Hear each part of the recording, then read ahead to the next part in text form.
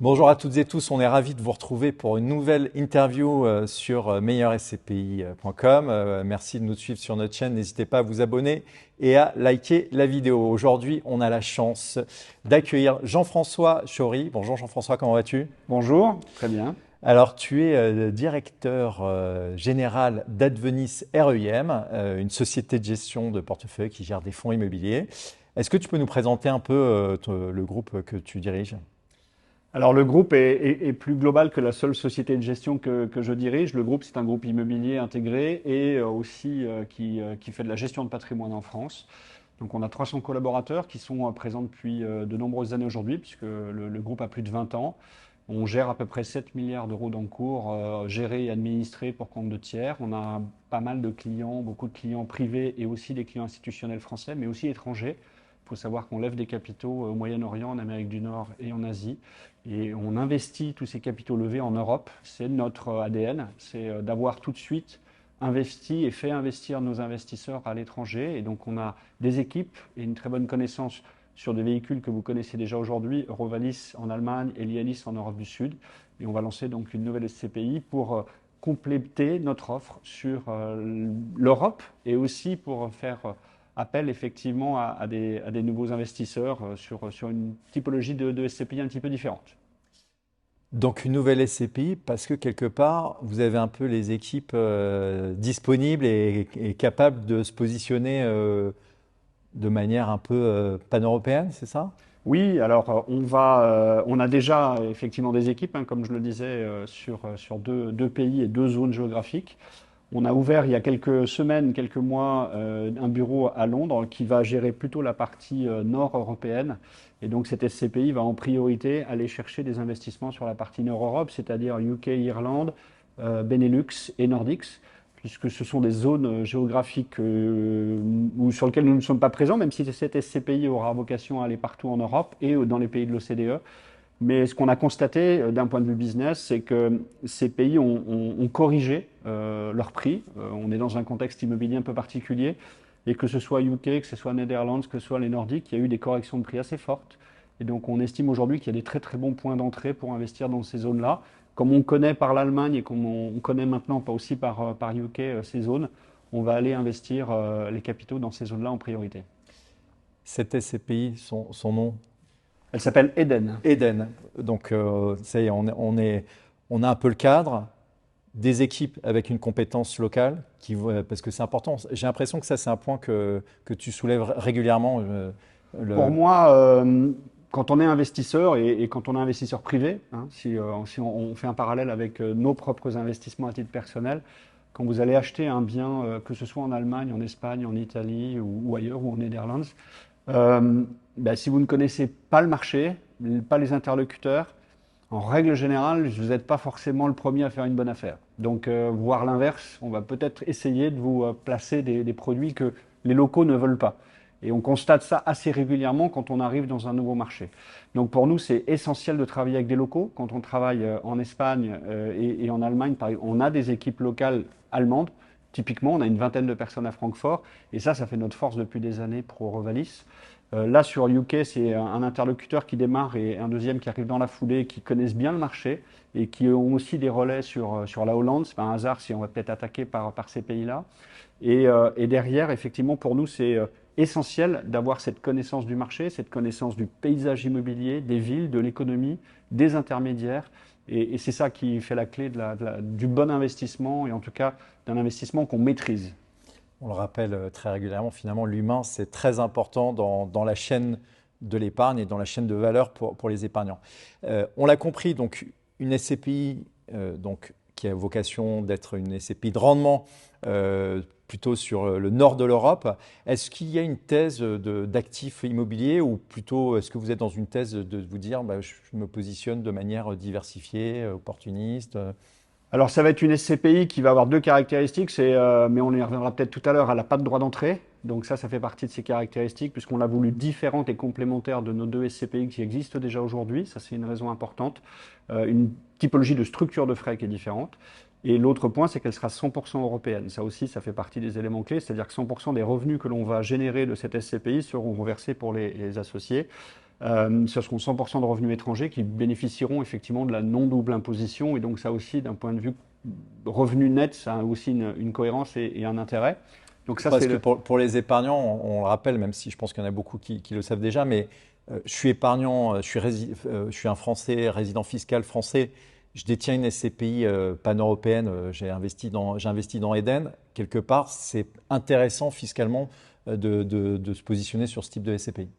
Oui, parce que les revenus de sources étrangers sont, en tout cas quand ils sont générés dans une SCPI, les impôts générés par les revenus immobiliers sont payés par la SCPI dans le pays de référence, ou en tout cas dans le pays dans lequel l'actif est présent. Ouais. Et ensuite, effectivement, il y a une convention fiscale avec plus de 170 pays avec la France. Et donc, quand vous récupérez ces revenus de sources étrangers, vous avez une non-double imposition, donc vous ne repayez pas l'impôt en France. Et en plus, la cerise sur le gâteau, on va dire, c'est qu'il n'y a pas de CSG-CRDS, donc ça crée effectivement Un petit avantage un compétitif. avantage compétitif sur des revenus de sources étrangers. Pour revenir sur la question qui était dans quelle typologie d'actifs on va investir, on va être diversifié. On va aller, bien entendu, acheter de l'hôtellerie. On l'a déjà fait sur Elianis ces derniers temps. Il y a certaines zones géographiques qui poussent effectivement avec un mécanisme, en tout cas une volumétrie d'hôtellerie qui est plus important. Donc ça va faire partie de nos pistes. Le light industrial, c'est quelque chose, en tout cas, c'est ce qu'on appelle dans le jargon un sell and lease back, c'est-à-dire que vous avez une usine ou une entreprise qui détient ses murs. Et pour des raisons, en règle générale, financières et de développement, il ne faut pas se tromper, c'est mieux de le faire dans ce sens-là. C'est-à-dire que l'entreprise a plutôt envie de vendre ses murs pour réinvestir dans son outil de production. Qui lui rapporte plus finalement que Et, l'immobilier. et qui, en règle générale, doit lui rapporter plus que l'immobilier. Et donc nous, on se positionne en tant qu'acheteur de ces murs et on signe un bail très long avec lui. C'était le cas sur l'Allemagne ces 2 derniers mois, où on a fait 2 acquisitions avec des baux fermes de 20 ans, ce qui nous donne une très belle visibilité en termes de retour sur investissement. Et donc ça, on va faire ces opérations-là de réindustrialisation, en tout cas accompagner la réindustrialisation de l'Europe et notamment de ces zones où on a une technologie assez pointue, en règle générale, une valeur ajoutée technologique ou industrielle qui est assez forte. Donc ça fait partie des angles que l'on va regarder de manière assez précise. Et le troisième point, ça va être le bureau, parce que contrairement à ce qu'on pourrait penser, une belle localisation de bureau avec un locataire solide et avec un bail long, aujourd'hui on achète dans de très bonnes conditions parce que plus personne veut entendre parler de bureau. Donc aujourd'hui, quand vous achetez des bureaux, vous faites en règle générale une bonne affaire. Il faut être sélectif, il faut faire attention où vous achetez votre bureau. Mais aujourd'hui, on voit bien, dans les grandes métropoles, aujourd'hui, il y a très peu de taux de vacances sur les actifs de bureau. Ça veut dire que les actifs sont pleins avec des locataires. Et donc là-dessus, oui, si vous sélectionnez bien vos bureaux, je pense qu'il y a une très belle fenêtre d'investissement sur les bureaux. On a beaucoup entendu parler du télétravail, du bureau bashing, etc. Quelque part, il y a un peu l'expression qui dit il faut investir au son du canon, vendre au son du violon. On a même entendu Elon Musk qui a dit à ses salariés il n'y a pas de problème pour que vous fassiez du télétravail à partir du moment où vous faites 40 ou 50 heures de travail au bureau. Donc, on voit bien que le télétravail, en tout cas, il y a beaucoup d'entreprises qui sont en train de revenir sur le télétravail parce que la créativité d'une entreprise, elle se crée finalement dans un lieu de vie, dans un lieu de vie. Vous savez, tu nous parles déjà finalement d'asset management, d'accompagnement de ces locataires, d'accompagnement. On sent qu'il y a une réelle envie au sein d'Advenis REM et avec tes équipes de bien les accompagner. Pourquoi il y a cette envie-là en fait? Parce que c'est l'essence même d'un gérant de biens immobiliers, d'une société de gestion, c'est d'acheter, bien sûr, d'acheter dans de bonnes conditions, avec un beau locataire, le bail le plus long possible, avec le meilleur rendement possible. Mais ça, c'est du court terme. Après, vous avez des détenteurs de SCPI qui détiennent leur part pendant 20 ans. Et donc, pendant 20 ans, l'immeuble, il vit, il s'abîme, il peut vieillir, il faut peut-être changer les systèmes de chauffage, il faut peut-être changer le système d'isolation, il faut peut-être effectivement l'adapter aux nouvelles demandes des locataires, notamment en termes de recharge électrique pour les voitures, avec un parc à vélo, parce que de plus en plus de personnes viennent en vélo au travail. Et donc ça, c'est important de connaître son actif quand on l'achète, de le suivre dans le temps et d'avoir des équipes sur place. Je reviens sur ce qu'on disait au début, mais d'avoir des équipes sur place, ça change tout quand on a besoin de gérer un actif immobilier dans le temps pour faire des travaux. 2 exemples qu'on peut citer. Le dernier sur l'Allemagne à Brême, où on avait eu un immeuble de bureau qu'on a complètement reconfiguré en école. C'est la mairie de Brême qui a pris à bail pendant 20 ans ce bâtiment-là pour en faire une école primaire. Et on a fait pour à peu près 6 millions d'euros de travaux dans le bâtiment pour complètement reconfigurer le bâtiment et le proposer effectivement à la mairie en tant qu'école. Ça, c'est un vrai challenge, Ça, ouais, ouais, ça, j'allais dire, mais, c'est le challenge. C'est un challenge à. mais c'est aussi la bonne connaissance des besoins des locataires sur place, des interlocuteurs locaux, d'aller voir la mairie de Brême en leur demandant s'ils n'avaient pas besoin d'un bâtiment pour faire une école ou pour faire d'autres choses en termes publics. Et donc, c'est aussi ce canevas-là. Et ça, vous ne pouvez pas le faire si vous n'avez pas d'équipe sur place. Ça, c'est le premier point. Et après, effectivement, on ne peut pas tirer la performance maximum d'un actif si on ne connaît pas et si on ne le gère pas, si on ne refait pas des travaux. Nos 2 fonds existants sont labellisés ISR. Le prochain, ISR, on le rappelle, investissement socialement responsable, c'est la dynamique ESG, environnement, social, gouvernance. Donc c'est quelque part essayer d'améliorer les actifs à travers ces 3 lettres, ESG, environnement, social, gouvernance. on a un plan de progression, on s'engage à faire progresser l'intégralité de notre parc immobilier pendant 3 ans. Là, on est en train de renouveler cet engagement pour les 3 prochaines années. Et donc, on va faire la demande de prorogation avec un autre plan, puisqu'on a déjà fait un plan de 3 ans. Maintenant, il va falloir améliorer ce plan de 3 ans sur les 3 prochaines années. Et ça donne effectivement des résultats, puisque nos immeubles sont plus attractifs. On va effectivement répondre à leurs demandes de voitures électriques de plus en plus, que je disais tout à l'heure, d'avoir un chauffage plus vert avec de l'énergie renouvelable. Si je prends le cas d'Eli Alice, la SCPI qu'on a en Espagne, on avait un immeuble qui était très bien placé, mais qui avait malheureusement du chauffage au fioul. Donc aujourd'hui, c'est moins d'actualité. Donc on a fait installer des panneaux photovoltaïques sur le toit, on a changé le système de chauffage en aérothermie. Et il se trouve que ça, au-delà de la partie énergie renouvelable, ça permet une économie aussi de charge Ouais, pour au locataire. l'immeuble et aussi pour le locataire, puisqu'il va payer moins cher son électricité. Et donc l'immeuble avait un peu de vacances et depuis on est en train de le remplir parce que l'immeuble devient beaucoup plus attractif pour les locataires aussi. S'il devient plus attractif, ça veut dire qu'on va avoir un loyer qui va aussi s'améliorer. Et donc la valorisation de l'actif, et on l'a vu sur les dernières valorisations du mois de juin, la valorisation de l'actif est en train de progresser. Donc c'est un système vertueux qui fait que, bien entendu, on fait des travaux, ça coûte un peu de l'argent, c'est-à-dire qu'on a un rendement qui est peut-être un peu moins facialement, un peu moins haut que certains. Par contre, cet argent qu'on investit dans les immeubles nous permet effectivement d'avoir plus de locataires et une meilleure valorisation à terme. Donc c'est moins un objectif de court terme, plus un objectif de long terme. C'est plus patrimonial quelque part. C'est plus patrimonial et je reviens juste sur le fait que souvent les investisseurs de SCPI détiennent les positions assez longues. Donc c'est assez logique que nous, en tant que gestionnaires, on s'inscrive aussi dans la durée sur l'accompagnement de nos actifs.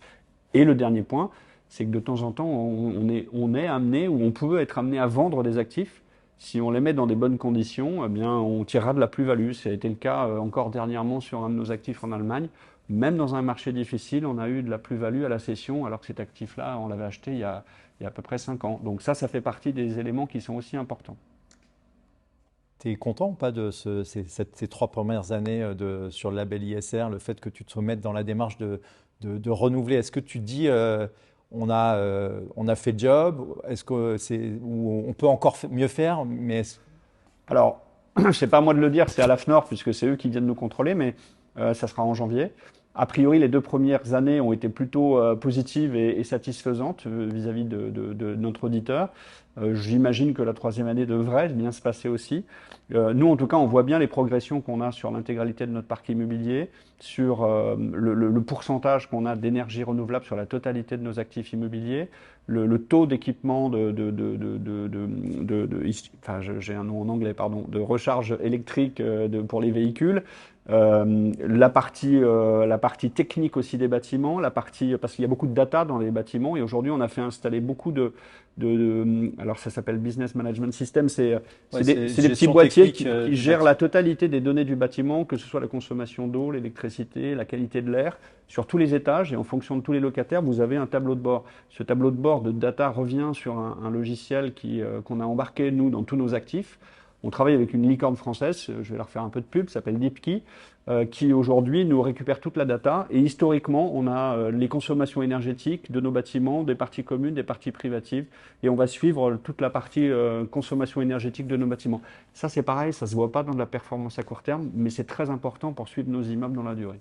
Donc, vous êtes un peu tech et demain, tu rajoutes un peu d'IA dans l'outil de DeepKey. Bah, du coup, tu verras quoi? Tu verras les anomalies de consommation énergétique, tu verras peut-être une sensibilisation à faire auprès des locataires pour qu'ils consomment mieux C'est concrètement. déjà le cas en fait. Quand on va récupérer ces datas, c'est pas que pour nous. On fait déjà un compte rendu de l'activité électrique, par exemple, de consommation d'eau et d'électricité. C'est les deux premiers points qui sont importants aux locataires pour leur dire voilà vos consommations sur l'année. On voulait vous le signaler. Voilà, on veut bien en parler avec vous si vous avez des sujets. Comme tous les locataires sont souvent des grands locataires internationaux qui ont aussi leurs propres problématiques RSE à l'intérieur des entreprises. Eux aussi, ils se doivent d'avoir une logique ISR, ESG en tant que locataire d'un bâtiment. Et donc, ça va plutôt dans le bon sens et d'échange pour essayer d'améliorer la consommation des uns et des autres, notamment de ne pas laisser, enfin, j'ai un truc basique, mais de ne pas laisser ces lumières pendant tout le week-end, par exemple. Bien sûr, ouais, de baisser la climatisation quand on s'en va le soir et le week-end, baisser le chauffage, etc., etc. Exactement. Et donc, ça fait partie des échanges qu'on a déjà avec nos locataires. Donc quelque part, il y a une vraie valeur verte qui est en train de se construire hein, à travers un accompagnement, un asset management, plus qu'un asset management. Je ne sais même pas quel terme utiliser, mais vraiment un accompagnement et du service. On n'est plus dans l'immobilier d'entreprise, on est dans l'immobilier de service auprès du locataire en fait. Il y a quelques années, on va dire 5 ou 10 ans, pas si loin que ça, on pouvait se permettre d'acheter un actif en fermant les yeux, en allant peut-être pas le voir et juste avec une matrice Excel, dire voilà, celui-ci est bien, celui-ci est pas bien. Aujourd'hui, c'est plus le cas. Aujourd'hui, on est obligé de se projeter dans les 10 prochaines années parce qu'on a les décrets tertiaires. En Europe, on a la taxonomie. Et donc, tous ces décrets, toutes ces réglementations nous imposent d'améliorer nos actifs immobiliers. C'est pas juste non plus par plaisir qu'on le fait. On le fait aussi parce que ça nous intéresse, mais on le fait aussi parce que la réglementation est en train de changer et que tous les actifs qui ne correspondront pas à terme à ces critères et à cette réglementation vont perdre de la valeur. On parle de valeur verte qui va arriver chez les évaluateurs aussi d'actifs immobiliers. Les évaluateurs, c'est ceux qui, chaque année, alors maintenant tous les 6 mois, Deux fois deux par an. fois par an, te donnent une valeur et ils te disent, voilà, Jean-François, l'ensemble de tes actifs valent en moyenne tant et c'est ce qui te permet de donner la valeur de reconstitution et de dire que ton prix de part est dans le bon tunnel, c'est ça? Exactement. Et donc ces évaluateurs, ils avaient plutôt des matrices mathématiques avec des taux de capitalisation, avec une projection des rentrées de loyers futurs dans les 10 prochaines années. Aujourd'hui, ils auront aussi cette notion de valeur verte dans leurs évaluations. Donc un actif qui est une passoire énergétique, un actif qui sera bien traité en termes de travaux ou qui est neuf, n'aura pas la même valeur à terme, même avec un rendement identique. Donc ça va rentrer aussi dans les schémas de valorisation pardon, dans les mois et les années qui viennent. Donc on voit que quelque part, il y a un ADN qui est très fort au sein d'Advenis REIM et cet ADN-là, qu'il soit à la fois sur l'asset management immobilier, sur la dynamique ESG, c'est quelque chose que tu as envie de mettre dans cette nouvelle SCPI que vous lancez, Eden. Qu'est-ce que tu as envie de nous dire peut-être en 3 mots sur, voilà, tu en as déjà parlé, mais sur cette SCPI et sur ce démarrage, parce qu'il y a aussi une phase sponsor, il y a peut-être Pour nous, il y a 2 points importants sur cette SCPI. C'est d'une part, elle va pouvoir compter sur un groupe qui est connu et reconnu dans le marché depuis de nombreuses années maintenant et qui est un spécialiste de l'investissement immobilier en Europe.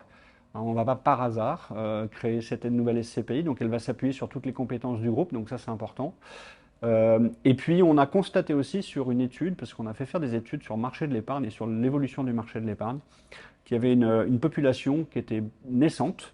Quand je dis naissante, c'est pas par la jeunesse de cette population, encore que, mais qui voyait une épargne de précaution beaucoup plus importante. Et c'est une population qui justement est un peu plus jeune, entre 30 et 40 ans, qui a un effort d'épargne qui n'a jamais été aussi élevé, si on fait un constat depuis 50 ans. Et donc c'est une population qui est plus digitale, qui recherche effectivement à faire de l'épargne programmée, qui ne veut pas forcément avoir de l'épargne aujourd'hui avec une rémunération trimestrielle tout de suite en revenu complémentaire. Donc d'où cette SCPI qui va fonctionner de manière différente avec une structure de frais, on l'a dit, différente, avec une mécanique de versement programmé, de réinvestissement de dividendes, d'accès à la part par de la nue propriété par exemple pour décaler ses revenus fonciers futurs. Et donc on adapte en fait aussi cette SCPI à cette nouvelle demande d'une nouvelle clientèle. Et donc ça vient vraiment en complément de nos clients historiques. Ça vient moderniser votre SCPI en fait. Voilà, de nos distributeurs potentiels aussi, qui seront plus digitaux aussi. Et donc ça vient moderniser aussi nos produits, notre approche. Et c'est une logique groupe aussi, c'est-à-dire que c'est pas que ce produit-là, il y aura certainement d'autres évolutions dans le groupe qui répondront aussi à cette demande. Donc voilà, donc ça fait partie d'un constat qui est plus global.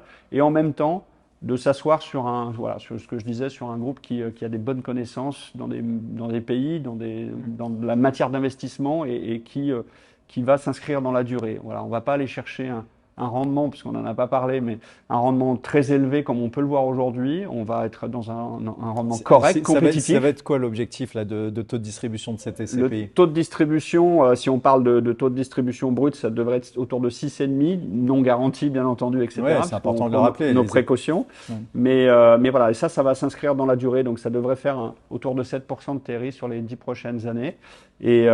Sachant qu'on le rappelle, hein, l'objectif de TRI, alors le TRI c'est taux de rendement interne, c'est quelque part à la fois le taux de distribution, c'est la distribution, les intérêts composés et la revalorisation, sachant que dans les hypothèses, je crois que vous avez pris aucune revalorisation potentielle, donc quelque part vous êtes très très prudent dans la démarche. On est prudent effectivement parce qu'on voit bien que le marché évolue et donc on préfère repartir sur de la prudence et on est prudent aussi sur notre degré de distribution. Voilà, l'idée pour nous c'est de revenir aussi de garder nos basiques, c'est-à-dire avoir un actif qui est très bien localisé, neuf ou reconfiguré, donc qui va correspondre aussi à une logique ESG. D'avoir un locataire solide qui s'engage dans la durée, sur une durée longue en termes de baux, pour avoir une belle visibilité de revenus. Donc forcément, quand on regarde l'investissement de ce biais-là, on ne peut pas forcément répondre à des niveaux de distribution qui sont trop élevés. Quelque part, ce que j'ai envie de dire, c'est qu'aujourd'hui, vous êtes très moderne dans votre gestion immobilière, dans votre asset management immobilier, que ce soit à la fois sur la partie immobilière, accompagnement des locataires dans les enjeux, un peu de développement sur la partie aussi ESG. Et en fait, tu es en train de rajouter la brique de modernité sur les services qu'un fonds immobilier d'épargne apporte en fait quelque part à travers cette SCPI, cette nouvelle SCPI Eden. C'est ça, et en plus de ça, voilà, ça donne accès avec... On utilise les modifications qui ont eu lieu sur le marché avec une part qui va être à 50 €, donc avec la possibilité de le faire très, très facilement, de manière programmée. Et donc ça aussi, ça donne accès à aussi une possibilité d'allocation d'actifs, c'est-à-dire de ne pas mettre tous ces œufs dans le même panier. Donc, demain, j'ai 100 € ou 150 € à placer en SCPI par mois. Ben, je peux mettre 50 € sur Eden et puis je peux aller sélectionner d'autres SCPI pour pouvoir finalement avoir un portefeuille régulier et diversifié. Ce qui est important, moi je le rappelle toujours, hein, l'épargne programmée, c'est l'effet de levier le plus fort en fait sur une durée longue, plus fort que l'effet du crédit. La phase sponsor dont les clients et les auditeurs de meilleurscpi.com peuvent bénéficier, ça va être quoi les conditions? On va baisser la part qui est à 50 € de 5%. Donc les associés sur les 3 premiers mois après l'ouverture de Public à l'épargne vont pouvoir bénéficier d'une part sponsor à 47,5. Donc c'est un bon point d'entrée pour rentrer tout de suite sur cette SCPI. La contrepartie, c'est au même titre que les associés fondateurs, ils auront une aliénation pendant 3 ans. C'est-à-dire que pendant 3 ans, ils ne pourront pas toucher à leur part. Mais en règle générale, la durée recommandée d'une SCPI, c'est 8 ans. Et de 8 ans, donc ça ne doit pas poser de problème. Est-ce qu'on a, comme certaines SCPI sans frais de souscription, des frais de sortie anticipés? Oui, on aura des frais de sortie anticipés à 5 ans de 5%. Pour effectivement nous permettre d'investir, de préserver aussi les capitaux levés pour les investir dans de bonnes conditions et pas être obligé, parce que c'est des sujets de liquidité tout ça. C'est ne pas être obligé de revendre des actifs dans 5 ou 6 ans. Donc l'idée, oui, c'est qu'on ait un blocage de 5 ans départ. Ce qui paraît normal et ce qui permet, de toute façon, on est sur une logique très long terme. Quand je dis blocage, c'est pas vraiment un blocage, hein, parce ouais, on peut sortir, hein, mais c'est qu'on a des frais de sortie. Des de frais de sortie 5%. anticipés, Ouais. ce qui paraît normal. Hein. Quand on investit en SCPI, on est sur une durée de 8 ans. Est-ce qu'il y a finalement une super bonne nouvelle que tu as envie de partager quelque part? Qu'est-ce que tu as envie de partager aux épargnants à la fois sur le fait que cette SCPI Eden, elle a sa place dans une allocation de SCPI, et puis je sais pas, est-ce qu'il y a un truc sur lequel tu es content de ce lancement en fait? Alors, on est content du lancement parce que c'est une nouveauté et c'est bien d'avoir voilà, quelque chose de nouveau et ça me remobilise aussi toutes les équipes sur un nouveau projet. Donc ça, c'est très important d'un point de vue ressources humaines pour la société de gestion, pour le groupe aussi, Advenis dans sa globalité, puisque ça fait partie des nouveaux projets qui animent la vie sociale d'une entreprise, on en parlait tout à l'heure. Donc ça, c'est le premier point. Le deuxième point, c'est qu'on est dans un marché aussi qui est plutôt plus porteur aujourd'hui. On le voit bien déjà. La baisse des taux directeurs de la BCE font que l'immobilier redevient un peu plus compétitif par rapport à des taux de rémunération de l'argent à court terme. Et donc, on voit bien déjà dans le marché que des investisseurs sont de nouveau présents. Quand on regarde l'Allemagne, quand on regarde la Hollande, les volumes de transactions viennent de monter de 20 à 30% sur le premier semestre. Donc, ça veut dire que ces marchés-là qui avaient baissé leur prix sont en train de redémarrer en termes de volume de transactions. On n'est pas sur les niveaux d'avant, mais c'est des bons signaux pour les investisseurs étrangers qui reviennent dans ce marché. Donc voilà, donc c'est plutôt un bon moment d'investir et dans l'immobilier. C'est un bon point d'entrée, encore plus avec des parts sponsors, mais c'est un bon point d'entrée pour aller aussi chercher des investissements immobiliers dans les zones qui ont corrigé leur prix en premier. Ouais, et puis avec le savoir-faire de l'équipe d'Advenis REIM. Jean-François, je te remercie d'être venu, d'avoir exposé avec grande conviction finalement ton amour un peu de l'immobilier et aussi de l'épargne, mais vraiment de l'immobilier. Merci encore pour ta présence et je te dis à très bientôt. Merci à toutes et tous de nous avoir suivis. Si vous avez des questions, bien évidemment, n'hésitez pas. Vous pourrez retrouver toutes les informations de la nouvelle SCPI Eden sur meilleurscpi.com. Si vous avez des remarques, on sera très content de répondre à vos commentaires et on vous dit à très bientôt.